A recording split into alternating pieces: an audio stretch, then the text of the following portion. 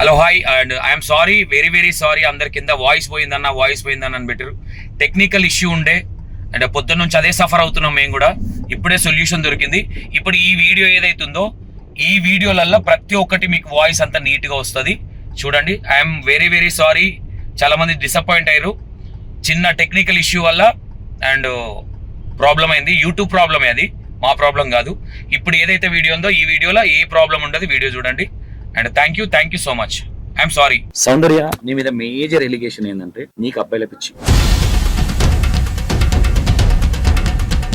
FIRs నాకు ఎవరితో లేవన్నా.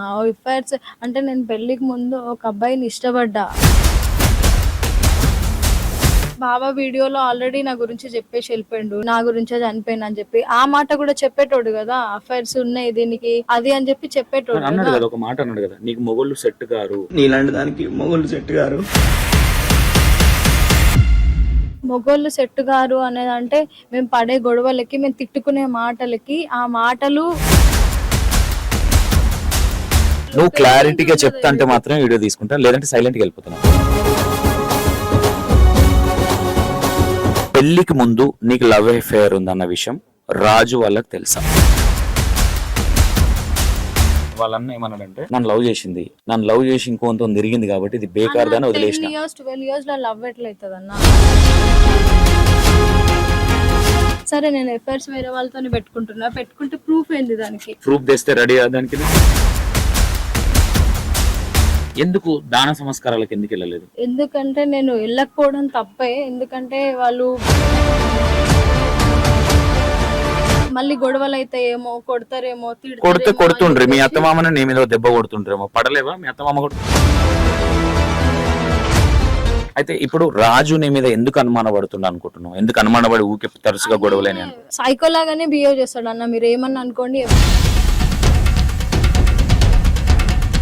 ఒకసారి కట్నం గురించి కూడా గొడవ అయింది. కట్నం గురించి కూడా మీ వాళ్ళు ఇస్తా అన్న కట్నం ఎప్పుడు ఇస్తారు? మరి మీ యారాలు నీ గురించి బాగా నెగిటివ్ మాట్లాడుతుంది. ఊరికి వెళ్ళినప్పుడల్లా ఊర్లో వాళ్ళందరినీ చూపించేది నాకు. రాజుకి ఈమెతోనే అఫైర్ ఉండే, రాజుకి ఆమెతోనే అఫైర్ ఉండే చెప్పేది నాకు. Hi hello, welcome to 960 TV.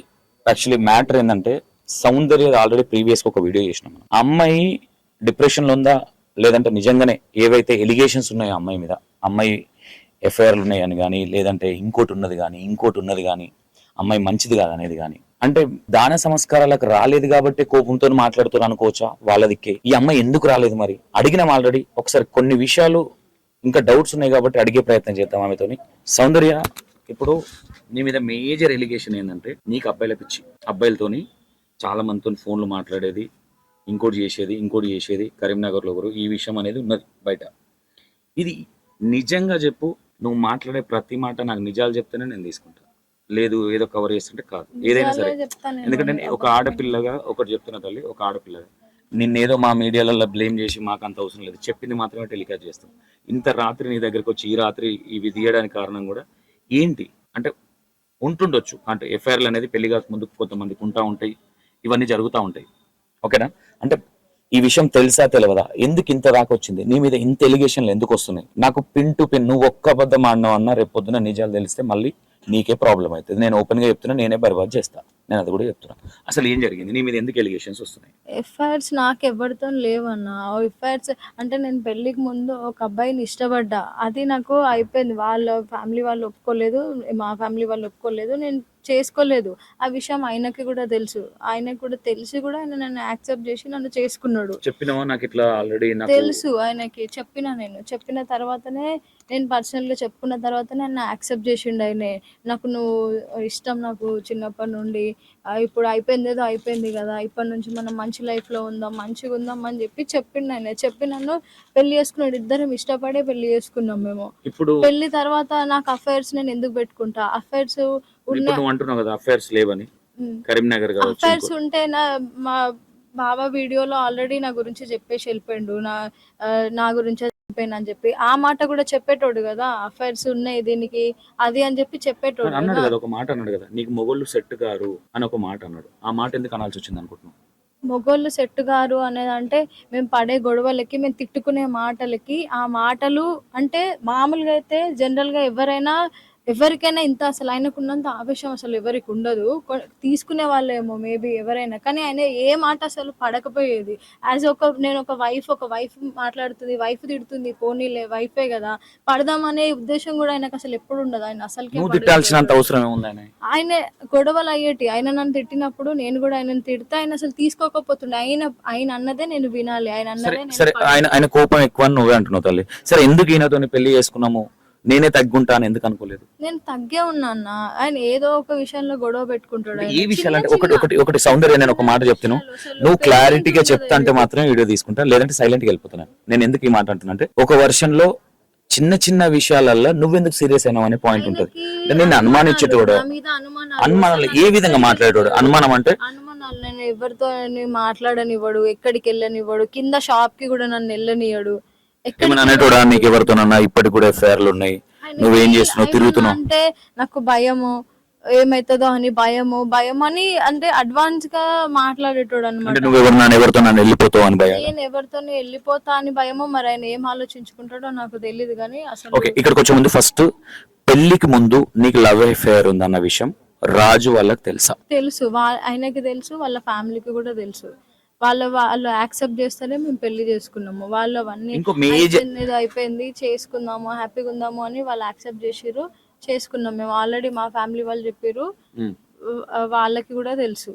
నేను కూడా చెప్పిన, మా ఫ్యామిలీ కూడా చెప్పింది వాళ్ళకి. ఓకే, అంటే ఇంకోటి మేజర్ గిడ ఏమైపోయిందంటే, క్యారెక్టర్ లెస్ సౌందర్య అనే పర్సన్, క్యారెక్టర్ లేని అమ్మాయి అనేది ఎక్కడ కొంచెం డౌట్ వచ్చింది అందరికంటే, వాళ్ళ అన్నను కూడా నువ్వు లవ్ చేసి ఆగం చేసినావు అనే విషయం. నేను లవ్ చేయలేదు. ఫస్ట్ ఆఫ్ ఆల్ వాళ్ళు చిన్నప్పుడు, ఎప్పుడో నేను మేము చిన్నగా ఉన్నప్పుడు వాళ్ళు పేర్లు పెట్టుకున్నారు. పెద్దవాళ్ళు అనుకున్నారు ఏంటంటే, మీ అమ్మాయిని మా అబ్బాయికి ఇస్తాము, వీళ్ళిద్దరికే పెళ్లి, వీళ్ళిద్దరికి చేద్దాము అని పేర్లు పెట్టుకున్నారు. పేర్లు పెట్టుకొని వాళ్ళు ఒక టైంకి వచ్చేసరికి, అంటే అప్పుడు చిన్న ఏజ్, నేను చేసుకొని 12-13 ఇయర్స్ ఏజ్ లో వాళ్ళు అడిగేటోళ్ళు, ఆ పేర్లు పెట్టేవాళ్ళు. నేను అప్పుడు స్కూల్ టైంలో మేము హైదరాబాద్ రాకముందు చిన్నప్పుడు, అంటే అమ్మమ్మ కదా, అమ్మమ్మ వాళ్ళ ఇల్లు అని చెప్పేసి నేను అప్పుడప్పుడు చిన్నప్పుడు ఎప్పుడో 10-12 ఇయర్స్ ఏజ్ లో వెళ్ళి సమ్మర్ హాలిడేస్ లో నేను ఉండేదాన్ని. వాళ్ళు అప్పటి నుంచి వాళ్ళు పేర్లు పెట్టుకున్నారు. కానీ తర్వాత నాకు ఒక 10th క్లాస్ వచ్చేసరికి లవ్ చేసింది మా పెద్ద కొడుకు లేదన్న, వాళ్ళు పెద్ద మనుషులు మాట్లాడుకున్నారు. వాళ్ళన్న ఏమన్నాడంటే, నన్ను లవ్ చేసి ఇంకొంత తిరిగింది కాబట్టి ఇది బేకార్ దాన్ని వదిలేసిన. 12 ఇయర్స్ లో లవ్ ఎట్లయితుంది అన్న? నేను ఏదో సమ్మర్ హాలిడేస్ కి అమ్మమ్మ అని చెప్పి నేను వాళ్ళ ఇంటికి వెళ్ళిన, వాళ్ళు అనుకునేటోళ్ళు వీడికి ఇచ్చి చేద్దాము అని పేర్లు పెట్టుకున్నారు. ఈ అమ్మాయితోనే ఖాయము చేద్దాం అని చెప్పేసి వాళ్ళు అనుకున్నారు. నాకు ఒక 9th క్లాస్ 10th క్లాస్ వచ్చేసరికి వాళ్ళు అప్పటికే ఆ ఏజ్ లో నాకు పెళ్లి చేద్దాం అనుకున్నారు వాళ్ళు. నేను 9th 10th క్లాస్కి వచ్చేసరికి చేద్దాం అనుకుంటే నేను చేసుకోలేదు. నేను ఇంకా చదువుకోవాలి, నేను పెళ్లి చేసుకోను నేను అని చెప్పిన. నేను అసలు ఆయనతో ఆ ఏజ్ లో నాకు లవ్ ఎట్లా ఉంటది? ఫస్ట్ ఆఫ్ ఆల్ నేను ఆయన లవ్ ఎట్లా చేసి వదిలేస్తాను? కురుమా కాదు కానీ నేను ఒకళ్ళని ఇష్టపడ్డా, నేను లవ్ చేసిన. అంటే నేను లవ్ చేసి ఏదో ఇది నేను ఏం చెయ్యలేదు. కాకపోతే నేను కమిటెడ్గా, నేను ఎట్లా అంటే ఇంకా ఆ అబ్బాయినే చేసుకుంటా అనే ఇదిలో నేను ఎన్ని సంబంధాలు వచ్చినా అసలు ఎవరిని నేను అన్ని క్యాన్సిల్ చేయించుకునేదాన్ని అనమాట. ఆ అబ్బాయినే చేసుకుంటా అని చెప్పేసి అసలు ఎన్ని సంబంధాలు మా వాళ్ళు తీసుకొచ్చినా నేను ఏ పెళ్లి చేసుకోకుండా అట్లా ఆయన పేరు చెప్పుకొని నేను అట్లా ఉన్నా. నేను ఆ విషయము ఆయనకు చేసుకుందాము అని అనుకున్న విషయము ఈయనకి కూడా తెలుసు. నేను ఆయన ఇష్టపడ్డా అని రాజుకి కూడా చెప్పిన. నేను ఇట్లా నేను ఇష్టపడ్డా, మరి మా ఇద్దరికి సెట్ కాలేదు, నేను చేసుకోలేదు. ఆ విషయం నేను నీకు ముందే చెప్తున్నా. పెళ్లి తర్వాత దాని గురించి మళ్ళీ గొడవలు రావద్దు అనే విషయం కూడా నేను ఆయనకి చెప్పిన. నేను అయిపోయింది ఏదో అయిపోయింది, మనం పెళ్లి చేసుకొని హ్యాపీగా ఉందాం, నాకు నువ్వంటే ఇష్టం చిన్నప్పటి నుండి, నేను మార్చుకుంటా అని కూడా చెప్పినట్టు నన్ను మార్చుకుంటాను. నేను ఆయనని ఇష్టంతో చేసుకున్నాను, నన్ను మార్చుకోవాల్సిన అవసరం లేదు. నేను ఆయనని ఇష్టంతోనే, ఆయన నన్ను ఇట్లా ఇష్టపడ్డాడో నేను కూడా ఆయనని ఇష్టంతోనే చేసుకున్నాను. నేను ఆయన మార్చుకోవాల్సిన అవసరం లేదు. ఆయన చేసుకోలే. నాకు వేరే ఎఫర్ట్స్, సరే నేను ఎఫర్ట్స్ వేరే వాళ్ళతోనే పెట్టుకుంటే ప్రూఫ్ ఏంటి? దానికి ప్రూఫ్ ఏంటి? ప్రూఫ్ చేస్తే రెడీ? ఆ ప్రూఫ్ చేస్తే నేను రెడీ. నా ప్రూఫ్ ఏంటి అసలు? నేను సొంత భర్తని పెట్టుకొని వేరే వాళ్ళతో నేను అఫైర్స్ ఎందుకు పెట్టుకుంటా? సరే కదా, నా మీద ఎంతమంది ఇప్పుడు అందరు అంటున్నారు కదా, సరే ప్రూఫ్స్ ఏంటి? నాకు ప్రూఫ్ చూపించండి, నేను యాక్సెప్ట్ చేస్తా. ఓకే, అంటే సరే నువ్వు ఏ తప్పు చేయలేదు, నేను సరే ఏ తప్పు చేయలేదు, ఎవరితో అసలు ఎఫ్ఐఆర్ లేవు, ఎవరితో సరే నాకు ఓకే, అఫైర్ కూడా లేదు. ఎందుకు దాన సంస్కారాలకు ఎందుకు వెళ్ళలేదు? నేను ఇప్పుడు దాన ఇంత ముందు అడిగినా సంస్కారం ఇప్పుడు కూడా అడుగుతున్నా. ఎందుకంటే నేను వెళ్ళకపోవడం తప్పే, ఎందుకంటే వాళ్ళు బాధలో ఉన్నారు. ఎందుకంటే ఆయన చనిపోయిండు కాబట్టి వాళ్ళ అమ్మ నాన్న ఖచ్చితంగా బాధలో ఉంటారు. అందులో ఆయనే గొడవ పెట్టుకున్న తర్వాత నేను వెళ్ళిన తర్వాత అయింది కాబట్టి నా వల్లే అయినట్టు వాళ్ళు ఖచ్చితంగా ఫీల్ అవుతారు. ఎందుకంటే కన్న వాళ్ళు కాబట్టి ఖచ్చితంగా కోపం ఉంటది వాళ్ళకి. ఆ భయానికి అంటే మళ్ళీ గొడవలు అయితాయేమో, కొడతారేమో, కొడితే తిడతారేమో అని కొడుతుండ్రి, మీ చెప్పేసి అత్తమామని నీ మీద దెబ్బ కొడుతుండ్రేమో, పడలేవా మీ అత్తమామ కొడితే? మళ్ళీ నా వల్ల మళ్ళీ అన్న వాళ్ళకి, తమ్ముడు వాళ్ళకి వాళ్ళని కొడతారేమో, తిడతారేమో, వాళ్ళు కొట్లాడుకుంటారేమో. ఆల్రెడీ ఒక ప్రాణం పోయింది. ఇంకా ఎందుకు నేను ఈ గొడవలల్లో ఇదిలా మళ్ళీ ఎవరి ప్రాణం పోతుందో అనే ఒక భయంతోని నా ఫ్యామిలీ ఇది ఉండాలి, వాళ్ళకి ఏ గొడవలు రాకుండా ఉండాలి అని నేను చెప్పి నేను ఏమన్నదండి, నీ వెళ్ళలేదు. ఫ్యామిలీ పక్కన పెట్టు, నీ హస్బెండ్ పోయిండు కదా, హస్బెండ్ చివరి చూపు చూసుకునే అదృష్టం కూడా తెచ్చుకోలేదా? హస్బెండ్ నేను వెళ్దామని అనుకున్నాను ఫస్ట్ ఆఫ్ ఆల్. అంటే వెళ్దామనే ఉద్దేశం నాకు ఉంది, కానీ అదే రోజు నైట్ వాళ్ళు దానం చేస్తారని నాకు తెలియదు. నేను తెల్లవారు చేస్తారేమో, తెల్లవారు వాళ్ళు నన్ను రమ్మని కూడా అనలేదు. అంబులెన్స్ లో అంటారా అమ్మ కూర్చోమన్నారు. పెళ్లిగా నేను పిలిచేది? అసలు నేను ఆ అంబులెన్స్ వెనకాల వెళ్ళినా కూడా నన్ను అసలు ఎవ్వరు పట్టించుకోలేదు. అతను అసలు ఎవ్వరు కూడా మాట్లాడలేదు. జైత్యాలు తెలుసు కదా నీకు, కరీంనగర్ పక్కన ఉంటది. జగిత్యాల తెలుసు నాకు. తెలుసు, సారీ జైత్యాలు అంట, పెద్దపల్లి తెలుసు కదా నీకు, పెద్దపల్లి మీ తెలుసు, అత్తగారి మా తెలుసు కదా, అత్తగారి ఇల్లు మళ్ళీ తెలుసు. వాళ్ళు ఏం ఆ సాగదొలిచేది ఏం టైంలో లేదు. నన్ను ఎవరు పంపేయలేదన్న. వాళ్ళు అక్కడ పోలీస్ వాళ్ళు కూడా చెప్పిర్రంట, అసలు అమ్మాయి వెళ్ళకపోవడమే మంచిది, వాళ్ళు చంపేయాలని చూస్తున్నారు, వాళ్ళు చాలా కోపంలో ఉన్నారు, మీరు పంపించకపోవడమే బెటర్, మీరు కూడా వెళ్ళకపోవడమే బెటర్. మరి ఈ రోజు వెళ్ళకపోయినందుకే కదా నువ్వు ఈ రోజు నిందితురాలు. వెళ్ళకపోవడమే నా తప్పు అయిపోయింది. నేను వెళ్ళాల్సింది లాస్ట్ దానానికైనా తప్ప కాదు అట్లా చేయడం మరి? తప్పే అన్న, అది నాది తప్పే జరిగింది.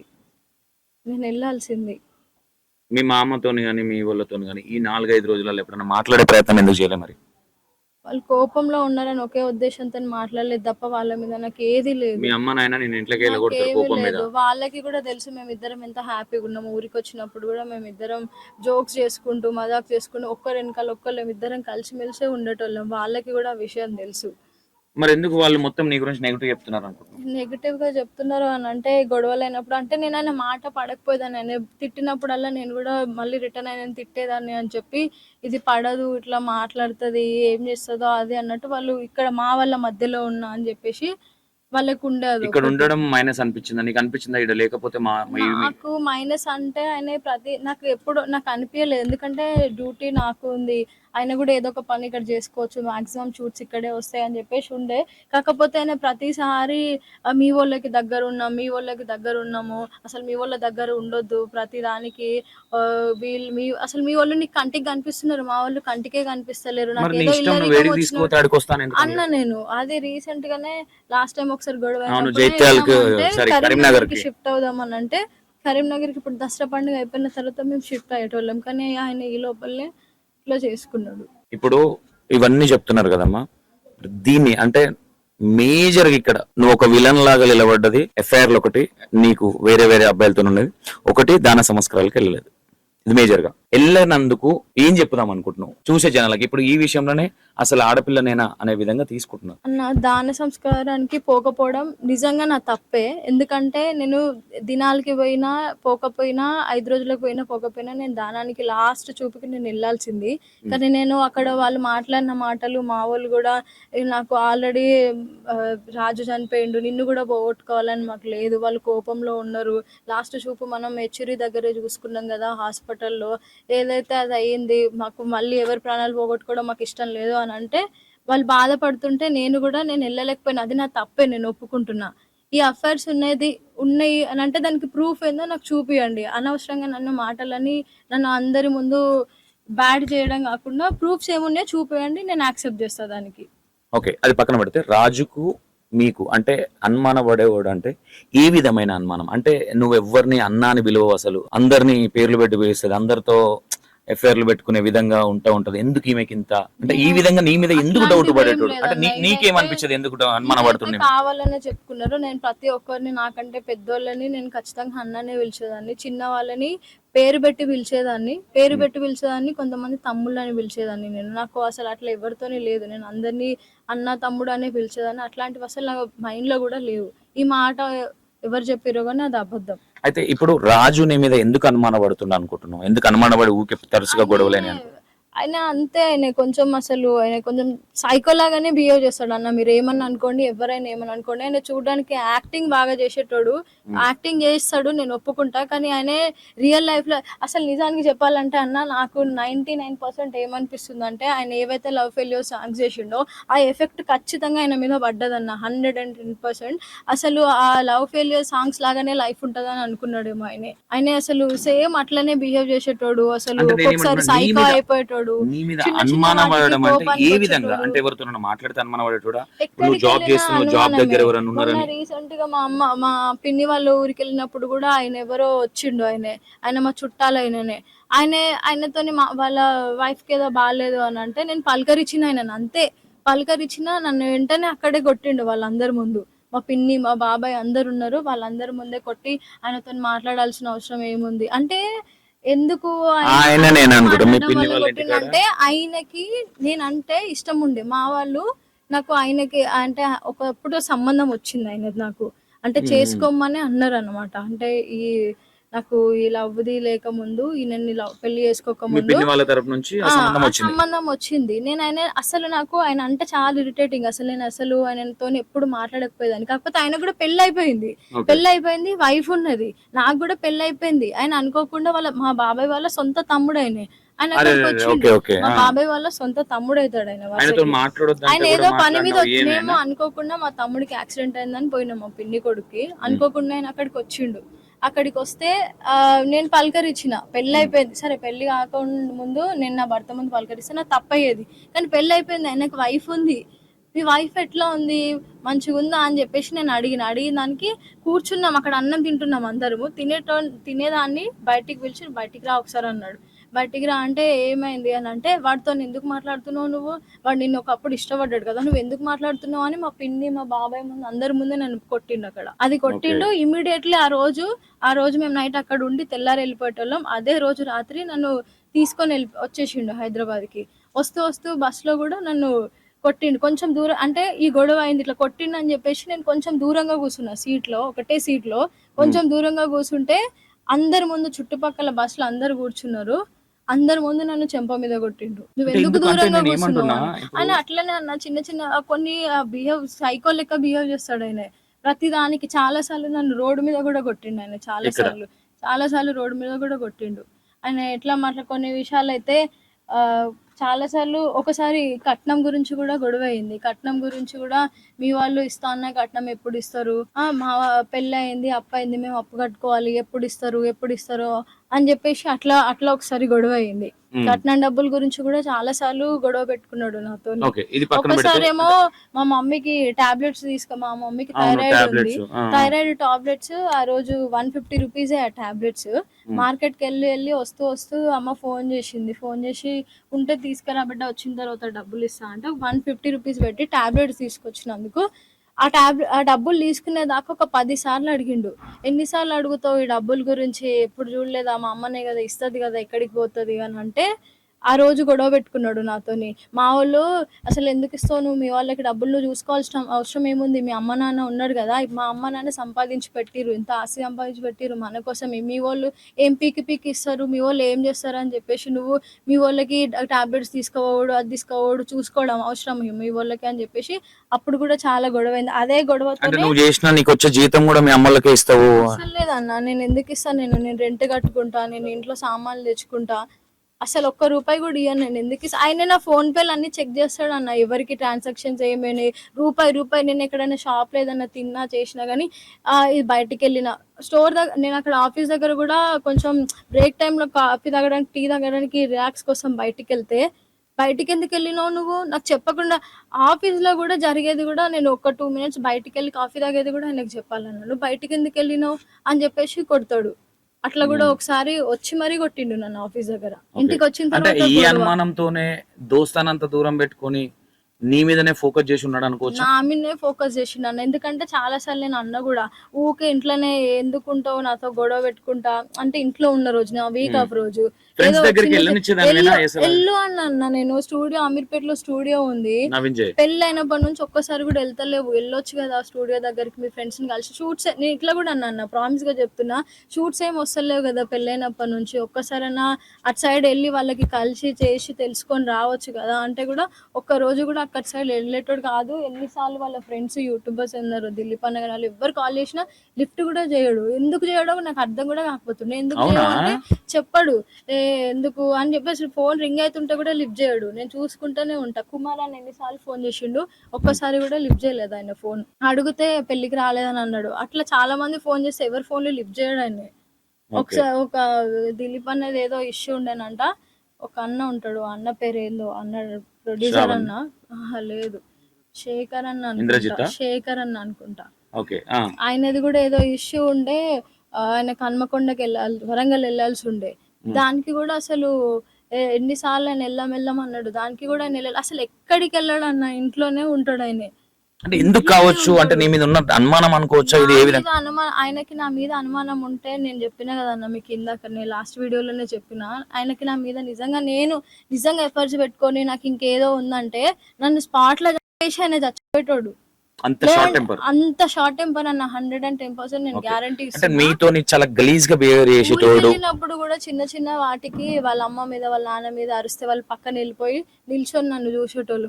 వాడు జోలికి వెళ్ళడం వేస్ట్ అని చెప్పేసి పక్కన. మీ యారాల గురించి బాగా నెగిటివ్ మాట్లాడుతుంది ఆమె నాతో ఒక మాటలు మాట్లాడింది, వాళ్ళతో వాళ్ళ ఇంట్లో అందరి గురించి బ్యాడ్ గా చెప్పింది ఆమె. అసలు ఊరికి వెళ్ళినప్పుడల్లా ఊర్లో వాళ్ళందరినీ చూపించేది నాకు. రాజుకి ఈమెతోనే అఫైర్ ఉండే, రాజుకి ఆమెతోనే అఫైర్ ఉండే. చెప్పేది నాకు. వాళ్ళ ఇంటి ముందు ఎవరో ఉంటారు, వాళ్ళతోనే అఫైర్ ఉంది. ఇంకొకళ్ళు లోపల షాప్ వెనకాల ఒక ఇల్లు ఉంటది, ఆమెతోనే అఫైర్ ఉంది. ఇన్ని గనం ఉన్నాయి, అసలు వీడిని ఎందుకు చేసుకున్నావు నువ్వు అని చెప్పేది.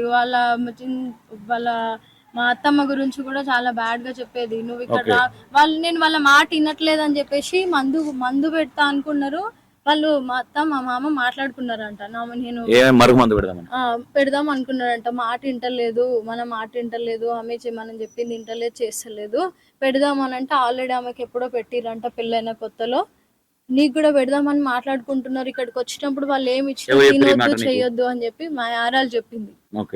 ఆమె చెప్పింది. ఆ వీడియో ఇప్పుడు సౌందర్య, ఆ వీడియో ఇదంతా పక్కన పెడితే ఆ వీడియోలో మా ఆడాలు మాత్రం నాతో ఒకలాగా ఉండేది, వాళ్ళతో ఒకలాగా ఉండేది. ఆమె ఏదైతే మీ వీడియోలో చెప్పిందో ఆమె మొత్తం అబద్ధాలే చెప్పింది. ఎందుకంటే ఆమె నాతో అసలు చాలా వాళ్ళ మీద కోపం ఉంది. ఆమె కూడా మీరు అసలు రాకండి ఇక్కడికి, మీరు వస్తే మీకు ఖచ్చితంగా అత్తమ్మ టార్చర్ చూపిస్తుంది, అత్తమ్మ మామయ్య చాలా టార్చర్ చూపిస్తారు, మీరు రాకండి, మీరు బయట అక్కడ సైడే ఉండండి, అక్కడే రూమ్స్ రెంట్స్ తీసుకొని ఉండండి, ఇక్కడ సైడ్ రాకండి. అసలు ఆమె వల్లనే సగానికి పెళ్ళైన కొన్ని సగం మంత్స్ మేము ఆమె వల్లనే ఇంటికి పోలేదన్న. ఆమె వల్లనే పోలేదు. ఇక్కడికి వస్తే మాత్రం నువ్వు టార్చర్ చూస్తావు, నేను ఆల్రెడీ చూసి ఉన్నా, నువ్వు రాకు, అక్కడ సైడే ఉండండి, అక్కడ సైడే పని చేసుకోండి అంటే ఆమె ఏం ఉద్దేశించి చెప్పేదో మరి. అక్కడ ఉన్న ఇల్లు జాగా అంతా ఆమెకే కావాలని చెప్పుకునేదో, ఏం కావాలని చెప్పుకునేదో. కానీ నాకు ఎప్పుడు ఆమె మాటలు వినే నేను చాలా సార్లు వద్దులే ఇటు సైడే ఉందాము, ఇక్కడే చేసుకుందాం పని అని చెప్పిన నేను. ఓకే, అంటే నీ చాట్స్ అంటే నీతో చాలా గలీజ్ గా బిహేవియర్ చేసేవాడు అది ఇదని కొన్ని తెలిసినాయి. రాజు అనే వ్యక్తి ఏ విధంగా గలీజ్ గా అంటే అదే కొంచెం అనుమానం విషయంలోనే కొంచెం బాగా డీప్ గా అంటే ఇదే ఆయనకి డౌట్లు ఎవరితో మాట్లాడినా అనుమానం, ఇది మాత్రం బాగుంది. నేను చేసేదాన్ని కాదు, నేను ఏ రోజు ఆయనకి దొరకలేదు కూడా నేను. ఆయన ఎందుకంటే 24 ఫోన్స్ అన్ని చూస్తాడన్న. నాకు ఏ మెసేజ్లు వచ్చినాయి, నా ఫోన్ పేలో డబ్బులు ఎంత ఉన్నాయి, నేను ఎవరితో ఎంతసేపు మాట్లాడినా, ఎన్ని మినిట్స్ మాట్లాడినా, నా గ్యాలరీలో ఏం ఫొటోస్ ఉన్నాయి, ఎవ్రీడే ఆయన రోజు నేను ఆఫీస్ నుండి రాగానే నా ఫోన్ ఖచ్చితంగా చెక్ చేస్తాడు. కనీసం నన్ను ఫోను నా బెడ్ పక్కన పెట్టుకొని కూడా వండుకొని తెలుసా. అట్లాంటి మనిషి దగ్గర అఫైర్స్ నేను అఫైర్స్ పెట్టుకొని ఆయనతో పెళ్లి. లవ్ టు అరేంజ్ మ్యారేజ్ కదా, అంటే పెళ్లి మీరే ఏదైనా లేచిపోయి చేసుకున్నారా, లేదంటే మీ ఫ్యామిలీ డబ్బులు ఇట్లా ఖర్చు పెట్టి మీ ఫ్యామిలీ చేసి? డబ్బులు ఖర్చు కాదన్న, అప్పు చేసి మరి నా పెళ్లి చేసిర్రు మా వాళ్ళు. ఒక్కతే కూతుర్నని చెప్పేసి నాకు 20 లక్షలు ఖర్చు అయిందన్న పెళ్లికి. అంత గ్రాండ్ గా చేసుకున్నాం, ఏది తక్కువ పోలేదు. మీరు మా ఇంట్లో చూడండి, వీడియో ఇంట్లో తీసుకోండి. తీసుకున్నాను నేను. బీరువా ఉంది, ఇంట్లో బెడ్ ఉంది, కూలర్ నుంచి ఫ్రిడ్జ్ నుంచి ఇంట్లో కిచెన్ కి కావాల్సిన ఇదంతా సామాన్లు వద్దురా? అసలు ఏది ఆ తక్కువ లేకుండా మా వీడియోలా వాళ్ళు పెళ్లి ఆ చేసి వీడియోలా అయినా కూడా ఏమంటాడు తెలుసా అన్న, మీ వాళ్ళు ఏం పెట్టిర్రు, వేరే వాళ్ళని చేసుకొని ఉంటే నాకు 50 లక్షల కట్నం వస్తుండే, 30 లక్షల కట్నం వస్తుండే అని ఇట్లా కూడా నన్ను చాలా సార్లు టార్చర్ పెట్టిండు. ఇట్లాంటి మాటలు మాట్లాడితేనే మా ఇద్దరి మధ్యలో గొడవలు వచ్చేటి. చాలా ఇట్లనే ఏదో దెప్పి పొడిచినట్టు మాటలు అంటే మాట్లాడాడు. తాగినప్పుడు ఏ విధంగా ఉండేవాడు, తాగముందు ఏ విధంగా? తాగిన అంటే ఏదైనా చిన్నగా ఏదైనా గొడవ స్టార్ట్ అయింది అనుకో, ఇట్లా మాటలు అనుకుంటే వెంటనే వైన్స్ దగ్గరికి వెళ్ళి మందు తెచ్చుకొని తాగడం స్టార్ట్ చేసేటోడు. ఇక తాగిన తర్వాత కూడా కొట్టేటోడు. ఇక నేను ఏమన్నా పడకుండా ఆయనకు రిటర్న్ మాట చెప్పేసరికి ఎట్లా పడితే అట్లా కొట్టేటోడు. అంటే కొడతాడని తెలిసి కూడా మాటలు అంటుంటివా నువ్వు కూడా? కొడతాడని తెలిసి అన్న అంటే నోటికి వచ్చిన మాటలు మాట్లాడతాడు అన్న, బూతు మాటలు మాట్లాడతాడు. లేదంటే అమ్మ నాన్న తక్కించబరిచినట్టు మాట్లాడతాడు, వాళ్ళని తక్కువ చేసినట్టు. ఎప్పుడు ఎట్లా అంటే నువ్వే వాళ్ళ parents కి పేరెంట్స్ అందరినీ height ఘోరంగా అదే గొడవ అన్న లా మాకు. అనే పదాలు కూడా వాడుతుంటామాట. నేను అయిన నన్ను అంటుండే పుట్టినవా పుట్టినావా అంటే, అసలు నువ్వు ఎట్లా అంటావు, మా అమ్మ నీకు ఒక అక్క వరుస, అత్త వరుస కూడా కాదు, నువ్వు ఎట్లా మాట్లాడతావు అని చెప్పి నేను వాటికి నేను రిటర్న్ గా మాట్లాడేదాన్ని తప్ప నా నోటి నుంచి ఈ అయినా మధ్యలో అని ఇవి పనికిరాని చిల్లర అనిపించుకున్నాడు, గొడవలే తప్ప ఒక్కటి కూడా పనికొచ్చేది లేదు కదా. అని అనిపించుకునేటోడు తప్ప అక్కడ ఏం లేదన్న. ఓకే రైట్, విన్నారు కదా. ఇది ఎట్లా ఉందంటే చిన్నపిల్లలు కదా, నాకు చాక్లెట్ నీకు చాక్లెట్, నీది అయిపోయింది ఫస్ట్, ఈ విధంగా ఉంది, చిన్న పిల్లల దాకా లాగా ఉంది. ఎందుకంటే ఇక్కడ ఒకటి అంటే అమ్మాయి వర్షన్ లో వింటుంటే కూడా అమ్మాయి కరెక్ట్ అని నేను చెప్పట్లేదు, ఆమె వర్షన్ లో ఆమె క్లారిటీ ఇస్తుంది. అంటే ఎవరైనా సరే పెళ్ళైన తర్వాత కావచ్చు మాట్లాడొద్దు అంటే కుదరదు. మేబీ ఇక్కడ వాళ్ళ ఫ్రెండ్స్ దగ్గర నుంచి కూడా షార్ట్ టెంపర్ ఎక్కువ, ఒకరు మాట అంటే పడడు అనే విధంగానే చెప్పారు వాళ్ళు కూడా. బట్ జరిగిన ఏదైతే మనం నిన్న ఏదైతే రిలీజ్ అయినాయో అవిట్లలో బట్టి వాళ్ళు చెప్పే విధానం బట్టి వాళ్ళ ఎవరైతే యారాలు ఉన్నారో యారాలు డబల్ గేమరు అనే విధంగా ఆమె చెప్తున్నది. ఆమె ఇక్కడ ఒకటి చెప్పేది మాకు నేర్పించేది అనే విధంగా. ఇప్పుడేమో ఆమె నిన్న మనం పోయినప్పుడు ఆమె వేరే విధంగా మాట్లాడింది. ఇంకోటి దీన్ని చూసుకుంటే చాలా డౌట్లు ఉన్నాయి. ఆ డౌట్ల కోసమే క్లారిఫై తీసుకున్న ప్రతి ఒక్కటి. సెకండ్ వీడియో అందుకే వేయాల్సి వచ్చింది. అన్న ఒక్క మాట అన్న, ఆయనే అనుకోకుండా చనిపోయిండు అన్న. నేను కావాలన్నా చేతులారా నేను చేసుకోలేదు. ఎవ్వరు అంటే సొంత భర్తని ఎవరు చనిపోవాలని అనుకోరు. అది అనుకోకుండా నేను లేని టైంలో అయినా చేసుకున్నాడు. మీకు కావాలంటే సీసీటీవీ ఫుటేజ్ అంతా ఉంది, మీకు వారం రోజులు కావాలా, ఆ డే మొత్తంది కావాలంటే కూడా ఇస్తారు. అది అనుకోకుండా ఆయన చేసుకున్న దానికి జనాలకి తెలియకుండా, అసలు ఏ ప్రూఫ్స్ కూడా లేకుండా నన్ను అవమానించి అనవసరమైన మాటలు మాట్లాడితే నా జీవితం ఇంత ఇదైపోయి పాడైపోయిందన్న. ఇంకా ప్రూఫ్స్ తెలియకుండా మాత్రం ఎవరు నన్ను ఏమనొద్దని నేను చెప్తున్నాను. అలాంటి వాళ్ళకి యాక్చువల్లీ ఇక్కడ ఏమైతుందంటే ఓవరాల్ గా జీవితాన్ని పాడు చేయొద్దు అని నేను చెప్తున్నాను జనాలకి. ఇక్కడ మిస్కమ్యూనికేషన్ నాకు అర్థమైంది ఏంటంటే, ఈ అమ్మాయి ఎవరితో పెద్దగా టచ్ లో ఉండేది కాదు. ఈమె పని ఏంటంటే పొద్దున పోతే సాయంత్రం వచ్చేది. మరి ఈ వ్యక్తి ఎందుకు దిలీప్ ఫోన్ చేసినా ఇంకోరు ఫోన్ చేసినా ఫోన్ ఎందుకు ఎత్తకపోయేటోడు? మరి దిలీప్ని అడిగే ప్రయత్నం చేయాలి. ఇది నిజంగానేనా? ఎందుకంటే ఈ ఇంకో బ్రదర్ ఎవరైతే ఉన్నారో ఆయన పేరేందమ్మా, ఇంకో ఆయన పెళ్లికి రాలేదనే ఫోన్ ఎత్తలేదు, కుమార్ అనే వ్యక్తి ఇక్కడ ఉన్నాడు. ఆయన ఫోన్ ఆయన కూడా చెప్పింది నా కార్లో వేసేప్పుడు, అవునన్నా నేను పెళ్లికి పోలేదు కొంచెం కుదరక, తర్వాత నాతో మాట్లాడలేదని. ఈయన ఫోన్ కూడా ఎత్తలేదు. అంటే ఏంటి అసలు ఇక్కడ ఏమంటున్నా అంటే, అబ్బాయి చనిపోయింది సరే, పోయిన వేయండు, ఉన్న అమ్మాయిని కూడా చంపినట్టు మనం చేయడం కూడా కరెక్ట్ కాదు. మరి మీరు అనుకోవచ్చు అన్న మీరే మాట్లాడారు కదా అంటే, వర్షన్లు వింటాం మేము, వర్షన్స్ ఏంది దాన్ని అనాలిసిస్ చేస్తాం. అందుకే ఆ ఉద్దేశంతో ఈ అమ్మాయి దగ్గర కూడా రావడం జరిగింది. ప్లీజ్ మీరు కూడా అంటే మేము చెప్పింది నమ్మకుండా మీరు కూడా చూడండి, అంటే అమ్మాయి మాట్లాడే విధానం ఏ విధంగా ఉంది. ఎఫ్ఐఆర్స్ అనేది ఏమైపోయిందంటే చిన్నపిల్లలు కొట్లాటలు, ఇవి పెద్ద మ్యాటర్ కూడా కాదు. అంటే వైఫ్ అండ్ హస్బెండ్ కు సంసారం దగ్గర ఉండే కొట్లాటలు కూడా కావు, ఇవి చాలా చిన్న పిల్లలు ఆడుకునే. ఆయన ఏదో సిల్లీగా తీసుకోవడం, మరి అమ్మాయి ఏమో నేను ఫ్రెండ్స్ దగ్గరికి వెళ్ళమనేటోని సాంగ్స్ ఎఫెక్ట్ పడ్డదన్న, ఫెయిల్యూర్ సాంగ్స్ ఎఫెక్ట్ పడ్డది. అంటే ఆఫర్స్ వచ్చి ఆఫర్స్ లేవన్నా ఆయన ఏం పెట్టుకున్నాడో లోపల తెలీదు. నేను చాలా సార్లు ఆయనకి లేకపోయినా నేను చాలా మోటివేట్ చేసిన, ఆయనకి పోనీలే అదే వస్తే చేసుకో, రాకపోతే ఇంకా చాలా ఆయనకి నేను చాలా జాబ్స్ కూడా చూసినాను నేను. ఆయనకి లాంగ్వేజ్ ప్రాబ్లం, అంటే బయట టాక్ ఎట్లా ఏ విధంగా ఉందంటే యూట్యూబ్ ఛానల్ మీరే అమ్మిచ్చిర్రు ఇదంతా ఉంది. ఓకే దీన్ని చూద్దాము, ఇంకా కూడా వాళ్ళ తమ్ముడితో కూడా మాట్లాడే ప్రయత్నం చేద్దాం. Right, thank you.